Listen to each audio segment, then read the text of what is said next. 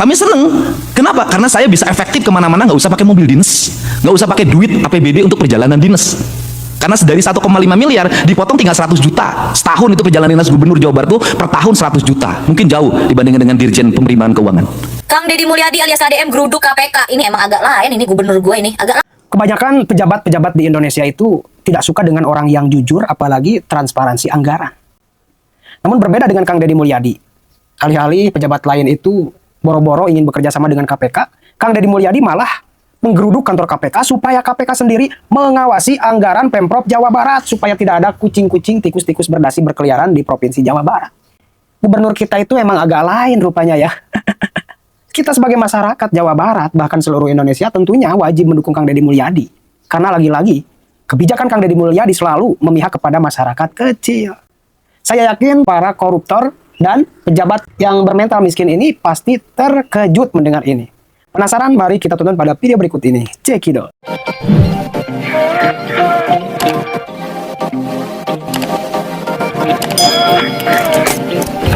Salam APBN, ambil positif, buang negatif. Biasanya para pejabat itu menghindari KPK. Lah ini gubernur Jawa Barat, buset, nyamperin. Kang Deddy, ini udah kejauhan Kang Deddy, beneran kejauhan Kang Deddy. Semoga Kang Deddy dan keluarga selalu dilindungi sama Allah sama Tuhan. Kita ini hidup di negara kalau ada orang jujur, orang tulus, orang baik, itu malah malah dicecer gitu. Gua nggak tahu mau sampai kapan ngontenin Kang Deddy Mulyadi karena isi FYP gua itu isinya cuman gubernur Jawa Barat, cuman Kang Deddy Mulyadi isinya. Gua pribadi itu sampai lupa program-program pemerintahan, program-program Pak Prabowo sebagai presiden, program pejabat-pejabat lain waktu kampanye itu apa aja, gua lupa.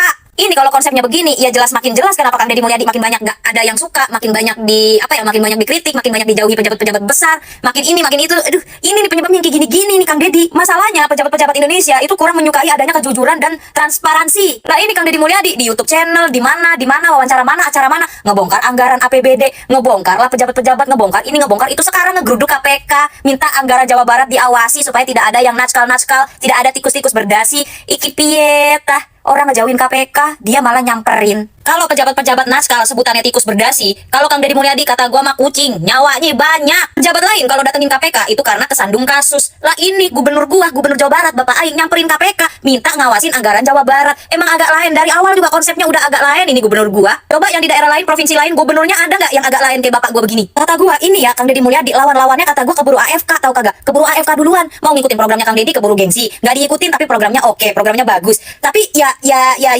kata gue ini mah juga kalau mau lawan Kang Deddy Mulyadi ya berat. Ini kalau yang kebiasaan makan-makannya sampai perutnya gendut dari uang hasil rakyat gitu ya, apa nggak keringet dingin? Apa nggak ketar-ketir dia orang? Jangankan pejabat-pejabat yang keringet dingin yang ketar-ketir, lah kita yang selalu nyebut dia Bapak Aing, ibarat kata kita anak-anak online-nya dia, lah kita juga ketar-ketir keringet dingin juga ini. Ketika pejabat-pejabat lain itu backingannya itu orang-orang tinggi, backingannya itu orang-orang kaya, orang-orang berduit gitu kan, backingannya mereka gitu. Lah bapak gue ini gubernur Jawa Barat, backingannya Allah mantap. Kata gue ini juga gubernur Jawa Barat kagak takut apa-apa, nggak takut apapun, ibarat kata mah ya mau dilaporin tinggal laporin, dikritik tinggal dikritik, dibenci tinggal dibenci. Toh gua nggak makan dari uang lu juga karena dia udah konten sendiri, hasil konten gua udah banyak, gua fokus aja sama rakyat-rakyat gua. Ngapain gua mikirin lu orang? Tuh gubernur gua emang agak lain konsepnya. Ada tuh gua pernah nonton tuh di YouTube-nya Kang Deddy Mulyadi, dia ngomong begitu, nggak pernah keluar negeri, nggak mau keluar negeri, ngapain? Dia juga nggak bisa bahasa Inggris. Kata gua enteng ngomongnya ya, ketika pejabat-pejabat lain pada keluar negeri, pada mempercantik diri, dia mah kagak. Kang Deddy saya cuma mau ngasih tahu ya, kalau hasil kerja sendiri, hasil keringat sendiri dari hasil kejujuran dan hasil kerja keras, nggak apa-apa loh Kang Deddy, sesekali menikmati hidup itu nggak apa-apa Kang Deddy. Kalau capek istirahat ya Kang Deddy ya, istirahat Kang. Kita juga masyarakat Jawa Barat tahu kok Kang Deddy Mulyadi pasti capek ya kan, lelah kan, istirahat gak apa-apa. Dananya walaupun dana bagi hasilnya ditunda dan dana bagi hasilnya belum dibayarkan juga 3 tahun yang lalu, kami bisa bangun jalan yang lebar-lebar. Lihat Jawa Barat. Kami bisa pasang PJU di seluruh jalan. Kami bisa menggratiskan sekolah SMA dan membangun puluhan ruang kelas, ratusan ruang kelas baru dan membangun puluhan unit sekolah baru. Kami seneng. Kenapa? Karena saya bisa efektif kemana-mana, nggak usah pakai mobil dinas, nggak usah pakai duit APBD untuk perjalanan dinas. Karena dari 1,5 miliar dipotong tinggal 100 juta. Setahun itu perjalanan dinas gubernur Jawa Barat tuh per tahun 100 juta. Mungkin jauh dibandingkan dengan Dirjen Penerimaan Keuangan. Dan kami setiap hari berhadapan dengan apa? Dengan masalah, Pak. Masalah apa? Rumah roboh harus dieksekusi dibangun hari ini. Jembatan roboh harus kami eksekusi hari ini. Dan kami hari ini sudah merambah saja. Bukan yang kewajiban provinsi, yang kewajiban nasional pun kami bangun. Jalan di Kerawang karena sudah berpuluh-puluh tahun macet. Padahal itu kawasan industri, penghasil pajak yang tinggi bagi nasional. Kemudian jalannya tidak dibangun-bangun, jembatannya tidak dibangun. Kami hari ini bagi dua. Jembatan 250 miliar dibangun oleh provinsi, jalannya 40 miliar dibangun kabupaten. Gerbang tol Karawang Barat dan Karawang Timur kami bangun. Dan kami hari ini membantu pemerintah untuk mengembalikan aset. Aset PJT 2 dalam bentuk sungai yang disewa-sewakan oleh warga yang itu ratusan miliar. Kami berhadapan dengan siapapun untuk dikembalikan kepada negara, sungainya difungsikan. Aset BBWS yang hari ini menjadi bantaran sungai, menjadi banjir, kami bongkar, kami kasih santunan warganya, kami pindahkan.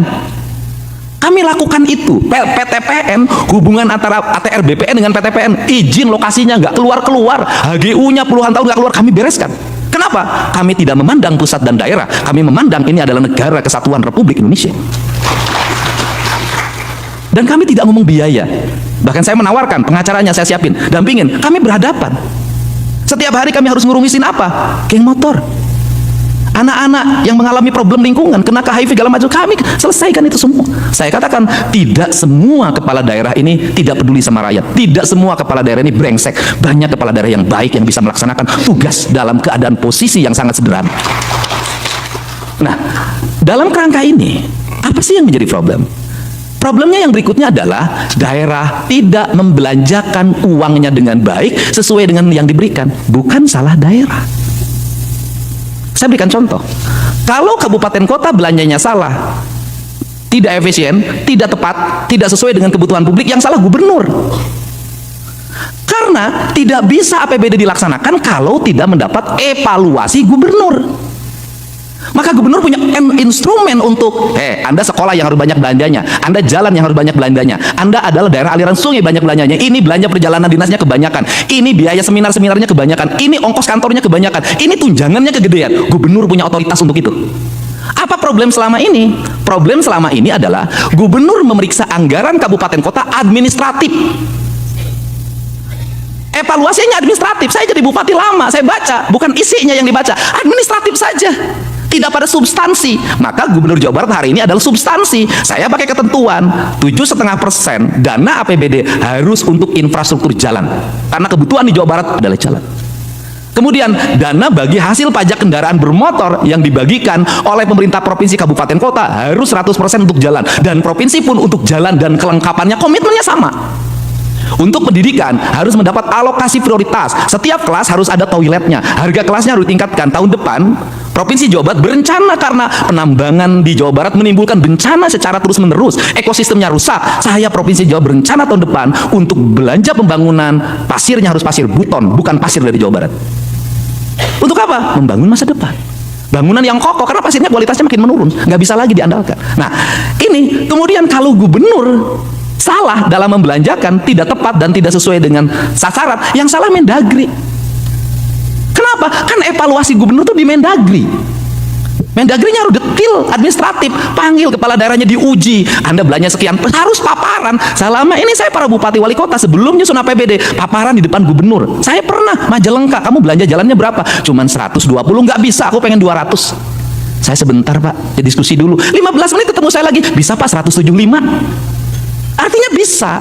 Nah, instrumen ini harus dibangun berdasarkan apa? Bukan berdasarkan struktur kekuasaan, bukan berdasarkan struktur jabatan, tapi pendekatan emosional, di mana para gubernur nanya ke daerah, kamu masalahnya apa, di mana? Saya bisa bantu di mana? Sama juga daerah terhadap pusat. Dua-duanya membangun hubungan emosional. Kan kita ini satu keluarga. Ya kalau salah ya benerin, dijewer, kita bersedia. Ini cara membangun hubungan kerakyatan yang dipimpin oleh hikmah kebijaksanaan dalam permusyawaratan perwakilan. Inilah prinsip dasar Indonesia.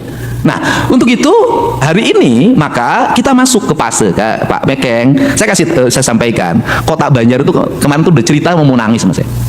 OPD-nya Pak sudah nggak ada kegiatan sama sekali. Kami itu kegiatannya cuma satu Pak, 20 miliar dari provinsi bangun jalan. Hanya itu. Nggak ada plat, nggak ada. Nah, ini kenapa terjadi? Dan kami menyadari apa? Ya sudah efisien. Kami efisien Pak. Sudah kalau mau ditanya efisien di Jawa Barat, efisien. Sudah nggak ada lagi mau dicari pun. Di Jawa Barat ini sehari ini belanja makan minum pun hilang Pak, nggak ada. Jadi kalau nanti bertamu di Jawa Barat, jangankan di hotel Pak, datang makan siang pun udah nggak ada. Kami siapkan air putih aja. Kami berkomitmen untuk negara karena kami udah digaji. Nah, kemudian tetapi saya punya harapan. Kenapa? Setelah kami efisien, kami masih bisa membangun. Itu bisa dilihat misalnya anggaran infrastruktur jalan dulu Pak sekitar 400 kan. Sekarang jadi justru dengan dipotong 2,458 triliun, kami malah menjadi 4,1 triliun. Semuanya naik, tinggi, naik. Semuanya mengalami kenaikan. Tetapi memang ada pos yang hilang sama sekali. Tidak ada. Jadi kegiatan di provinsi, kegiatannya hanya tersentral di 5. 1 di sekolah pendidikan, 2 di kesehatan, 3 di infrastruktur jalan, 4 di infrastruktur irigasi, yang kelima di energi, PJU, dan berbagai kegiatan lainnya yang menjadi penunjang infrastruktur. Di luar itu sudah tidak ada lagi kegiatan sosialisasi, fasilitasi, nggak ada lagi, hanya menikmati gaji dan tunjangan. Itu pun kami lagi berstrategi hari ini. Berstrategi. Nah, ini didorong. Nah, semua itu kemudian pada akhirnya apa harapan dari pemerintah Provinsi Jawa Barat dan Kabupaten di Jawa Barat terhadap kebijakan fiskal? Harapan kami adalah pemerintah ini punya penilaian. Mendagri, Kementerian Keuangan itu punya audit dan BPK punya audit. Auditnya bagaimana? Kalau yang provinsi, kabupaten, kotanya sukses, ya harus disupport. Dia sukses membangun, dia efisien, pembangunannya sangat baik, angka indeks pembangunan manusianya naik, indeks kesehatannya naik, indeks ekonominya naik. Kemudian dia menjadi penunjang terhadap pertumbuhan ekonomi nasional Jawa Barat 5,2%. Artinya ya harus disupport. Ini adalah otonomi yang sukses. Ini didorong. Kemudian mereka yang inefisien, pemborosan anggaran, koruptif, ya itu harus dievaluasi. Dengan apa? Dikasih pendampingan untuk diarahkan agar belanja ke depan jauh lebih baik. Kalau misalnya tidak lebih baik juga, diambil saja kewenangannya oleh pemerintah pusat, dikerjakan oleh pemerintah pusat. Tidak semua daerah dibikin menjadi sama. Ini problem. Kenapa? Negeri dibangun berdasarkan sistem, bukan didasarkan. Terima kasih sudah menonton. Jangan lupa like, subscribe, dan tekan tombol lonceng. Bye-bye.